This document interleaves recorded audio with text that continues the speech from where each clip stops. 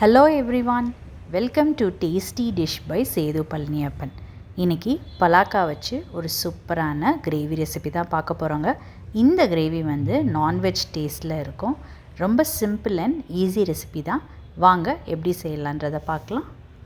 ஒரு குக்கரில் பலாக்கா கட் பண்ணி வச்சுருக்கிறத சேர்த்துக்கிறேன். பலாக்கா வேக வைக்கிறதுக்கு தண்ணி சேர்த்துக்கிறேங்க. உப்பு சேர்த்துக்கிறேன். மஞ்சள் தூள் கொஞ்சோண்டு சேர்த்துக்கிறேன். இப்போ குக்கரை மூடி இதை ஒரு விசிலுக்கு வேக விட்டு எடுத்துக்கலாங்க. பலாக்கா கிரேவி செய்கிறதுக்கு ஒரு மசாலா அரைக்க போகிறோம். இதுக்கு ஒரு ஜாரில் 8 பல்லு பூண்டு, அடுத்து இஞ்சி, 3 வரமிளகாய், காஷ்மீரி சில்லி 2, இது ஆப்ஷனலுங்க, வேணும்னா சேர்த்துக்கோங்க, 1 டீஸ்பூன் மிளகு, 1 டீஸ்பூன் ஜீரகம், அடுத்து இதில் ஒரு துண்டு பட்டை, 4 கிராம்பு, 2 ஏலக்காய், சின்னோண்டு பீஸ் ஜாவித்ரி சேர்த்துக்கிறேங்க. இது எல்லாத்தையும் தண்ணி விடாமல் ஒரு தடவை அரைச்சி எடுத்துக்கிட்டு அதுக்கப்புறம் கொஞ்சம் தண்ணி விட்டு ஃபைன் பேஸ்ட்டாக அரைச்சிக்கலாங்க. இந்த மாதிரி அரைச்சி எடுத்து வச்சுக்கோங்க. இது ஒரு பக்கம் இருக்கட்டும். ஒரு விசிலுக்கு வேக வச்ச பலாக்கா நல்லா வெந்துருச்சு. இப்போ தண்ணியை வடிச்சிட்டு எடுத்து வச்சுக்கோங்க. இப்போ ஒரு கடாயில் எண்ணெய் விட்டுக்கிறேன். எண்ணெய் சூடானதுக்கப்புறம் இதில் வேக வச்ச பலாக்கா தண்ணி வடிச்சிட்டு எடுத்து வச்சுருக்கிறேங்க. அதை இதில் ஷாலோ ஃப்ரை பண்ணி எடுத்துக்கலாம்.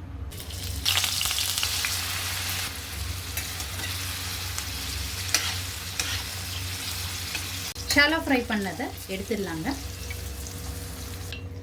இப்போ இந்த எண்ணெயில் கிரேவி பண்ணிக்கலாங்க. ஒரு இலை, கொஞ்சம் ஜீரகம், இதில் 3 பெரிய வெங்காயம் நீல வாக்கில் நறுக்குனதை சேர்த்துக்கிறேன். வெங்காயம் நல்லா வதங்கட்டும். வெங்காயம் இந்த அளவுக்கு வதங்கினது போதும். இப்போ அரைச்ச மசாலாவை சேர்த்துக்கலாம். இது நல்லா கலந்து விட்டுக்கலாம்.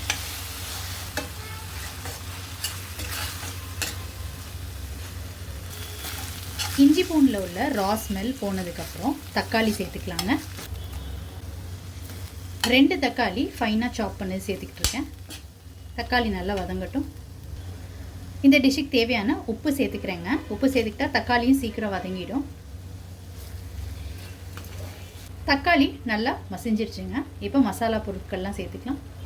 மஞ்சத்தூள், 1/2 டீஸ்பூன் சில்லி பவுடர், 1 டீஸ்பூன் மல்லித்தூள், இதை நல்லா வதக்கி விட்டுக்கலாம்.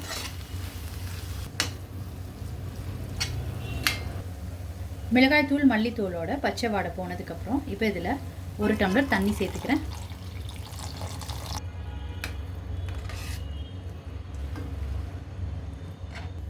தண்ணி சேர்த்தது ஒரு கொதி வரட்டுங்க. ஒரு கொதி வர ஆரம்பிச்சிருச்சு. இப்போ ஃப்ரை பண்ணி வச்சுருக்கிற பலாக்காய் சேர்த்துக்கலாம். எல்லாத்தையும் நல்லா கலந்து விட்டுக்கலாம். பலாக்காய் நீங்கள் ஷாலோ ஃப்ரை பண்ணாமல் செய்யலாங்க. பட் ஆனால் அப்படி பண்ணால் உடஞ்சிரும். அதுக்காக தான் ஒரு தடவை ஃப்ரை பண்ணிக்கிட்டோன்னா கொஞ்சம் பீசஸ் அப்படியே இருக்கும் உடையாமல். அதுக்காக தான் ஷாலோ ஃப்ரை பண்ணிட்டேன். உங்களுக்கு வேணான்னா நீங்கள் அந்த ஸ்டெப்பை ஸ்கிப் பண்ணிக்கோங்க. ஷாலோ ஃப்ரை பண்ணுறத அடுப்பை மீடியமில் வச்சுட்டு ஒரு 10 மினிட்ஸ் மூடி போட்டு குக் பண்ண விடுங்க. கிரேவி நல்லா குக் ஆகிடுச்சுங்க. மசாலாலாம் நல்லா ஒன்று சேர்ந்து வந்துடுச்சு. இப்போ ஃபைனலாக மல்லியிலே போட்டுக்கலாம்.